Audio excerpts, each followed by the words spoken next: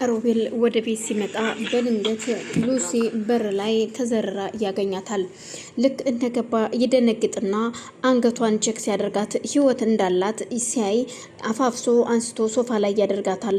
እናም ሰራተኛቸው ሎሚን ይጠራትና እሷም ከኋላ እየመጣች ስለነበረ ቆይ ምንድነው? ምን ተፈጥሮ ነው? ምን ሆና ነው? በማለት ልክ እንዳላየ ሰው ስትጠይቀው አይ ምንም አልሆነችም፣ ቶሎ ብለሽ እዛ ጋር ሻንጣዬን አምጪልኝ ይላታል።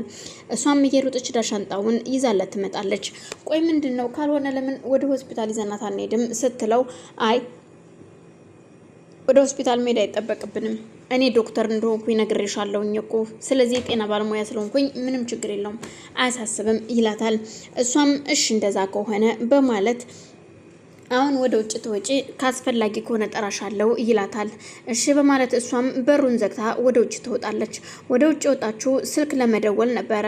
እዛ ቤት ያስገባትም ሱራፌል ስለነበረ እነሱ ግን ሮቤል ቢጠራጠርም ማን እንዳስገባት ባያቅም እርግጥ በጥላቶች ውስጥ የመጣች ትሆናለች ብሎ ተጠራጥሯል። እሱም እንድትወጣ ያደረጋት እንዳታቅና ምንም ነገር እንዳታይ ነበረ። እሷም ደውላ ለሱራፌል አሁን ዶክተሩ እያያት ነው፣ ራሷን ስታ ወድቃ ነበረ ግን እሱ ደርሶላት ራሷን ስታ ስለነበር አንስቶ የሕክምና እቃ ያለበትን ሻንጣ አምጪልኝ ሲለኝ እሺ ብዬ ሻንጣውን ወሰድኩለት።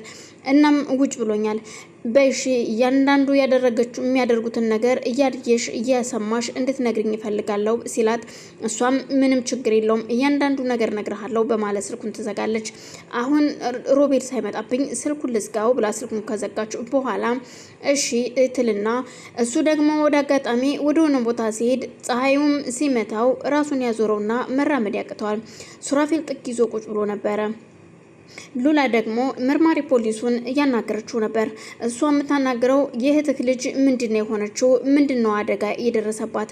እና ማሳከሚያ ብር እንደሌላችሁም ሰምቻለሁ። እና ምን ችግር አለው ተራራርተን ተባብረን እናሳክማት ስትል ትጠይቀዋለች። አልገባኝም ማን የነገረሽ ይህንን ነገር ሲላት ማንም ይንገረኝ ማንም መርማሪ የእህትህ ልጅ መታከም አለባት ስትለው አልገባኝም እናንተ እኮ ለህግ ይቅረብ ይሄ ነገር ምንድነው? ማን የመታችሁ ብዬ እንኳን ስጠይቃችሁ ምንም የተሰጣችሁ መልስ የለም። አንቺም ሆንሽ ሳሚ ሁሉ ነገር ደባብቃችሁታል። ስለዚህ እኔ ደግሞ ወደ ህግ ቦታ ልወስደው ነው ይሄን ነገር። እናም እናንተ ማገዝና መርዳት አይጠበቅባችሁም ሲላት ቆይ ምን እያልክ ነው መርማሪ? እኛ ምንም ያደረግነውና ያጠፋነው ነገር የለም እኮ። ስለዚህ እባክህን ተረጋጋና የእህትህ ልጅ መታከም አለባት ስትለው ቆይ የእህቴ ልጅ መታከሟን ማን የነገረሽ? ቤዛ ናት ሲጠይቃት ቤዛ እንዴት ልትነግራችሁ ቻለች? እንዴት ልታቅ ቻለች? የታገተችው እኮ እዛ ቤት በዛን ሰዓት ነው ማለት ነው እሷ ያንን ሁሉ ያወቀችው በማለት ስለዚህ ማውቀው ነገር የለም ግን ደግሞ እኔ የጠየቁህ እንድናሳክሟት ነው። እኔ የህግ ሰው ነኝ። እናንተ አንመሰክርም ወይም ለህግ አንናገርም እያላችሁትን ወንጀል እኔ ግን አቀርበዋለሁ ይላታል። በዛም ተበሳጭታ ስለነበር እሷ እኔስ በቃሽ ለማንኛውም እንገናኛለን ግን ይህንን ነገር ወደ ፍርድ ቤት ወደ ህግ ባትወስደው ደስ ይለኛል። ምክንያቱም ቤዛና ሱራፌል ተጨንቀዋል፣ ተበሳጭተዋል፣ ሁለቱም ግራ ተጋብተዋል።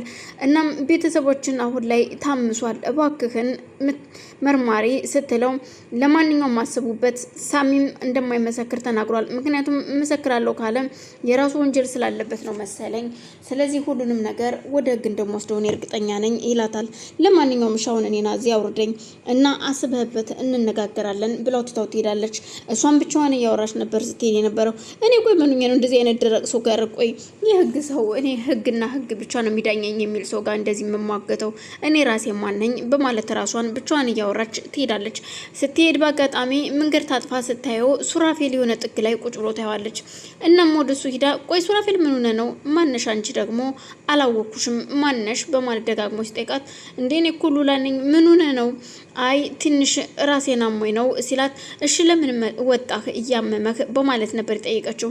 አይ አየር ልቀበል ብዬ ወጥቼ ነበረ እና እሺ ተነሳውን ወደ ቤት እንሂድ በቃ በማለት ደግፋ ወደ ቤት ይዛው ትመጣለች። ቤዛ የሱራፌልን ስልክ ደጋግማ ብትሞክረውም ምንም አማራጭ አላገኘችም። ስልኩን አያነሳላትም። እናም ከሳሚ ጋር ቁጭ ብላ ቆይ ሰውን እንርዳ ማለት የዚህን ያህል ሰው ያበሳጫል እንዴ? ምን አይነት ነገር ነው በማለት ለሳሚ ስትነግረው ሳሚም ይኸውልሽ ቤዛ አንቺ እኮ ልክ አይደለሽም።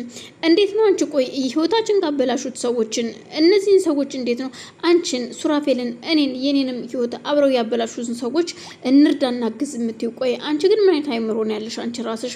በሱራ ለሱራፌልማ መፍረድ አትችይም። ራስሽ ነሽ ጥፋተኛ። እንደዚህ ማለት የለብሽም። ታዲያ ምን ችግር አለው? በቃ አንድ ሰው አጠፋ፣ ያጠፋውን ጥፋቱን አምኖ ይቅርታ ከጠየቀ ለምንድን ነው ይህን ነገር የማናደርገው? ብናግዝ ምን ችግር አለው? አላቅም ብቻ ግን ትክክል እንዳልሆንሽ ነው እየነገርኩሽ ያለሁት።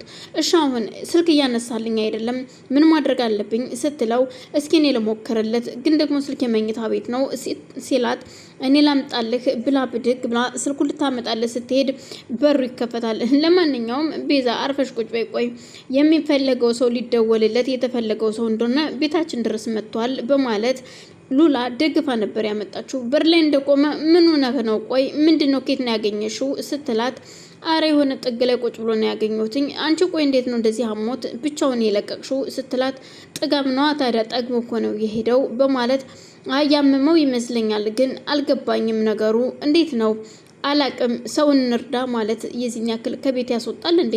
ሰውን እንርዳ ብዬ ነው። እናሳክም፣ የተቸገረን ብናሳክም ምን አለበት ብንረዳ። ሁልጊዜ የሰውን መቀበል አይደለም መስጠትም ያስፈልጋል። ብንሰጥ ምን ችግር አለው? ይሄ እኮ ምንም ችግር የለውም፣ መቀበልን ሳይሆን መስጠትን መልመድ አለበት በማለት ሉላም ትናገራለች። ዛሬ እህትማማቾች ተነስታችሁብኛል። ለማንኛውም እኔም ወደ መኝታ ቤቴ እስኪሄድ በማለት ሳሚ ወደ መኝታ ቤቱ ይሄዳል። ከደቂቃዎች በኋላ ቅንጅርት ወደ እሱ መኝታ ቤት ይመጣና ሳሚን እያናገረው ስለነበረ ሳሚ ቆይ ምንድነው የሆንከው? ምን ሆነሃል? ምንድነው አልተሻለህም? ሲለው አረ ተሽሎኛል፣ አሁን ደህና ነኝ። እናም የሆነ ነገር ልነግር ነው የመጣሁት ይለዋል። እሺ ምንድነው ሲለው ማማየን ለሕክምና ወደ ውጭ ይዣት ልሄድ ነው። ገንዘቡን ከየት አመጣኸው? እንዴት ሳገኘኸው? ሲል አይ ተበድሬ ነው እኮ ይሄን ያህል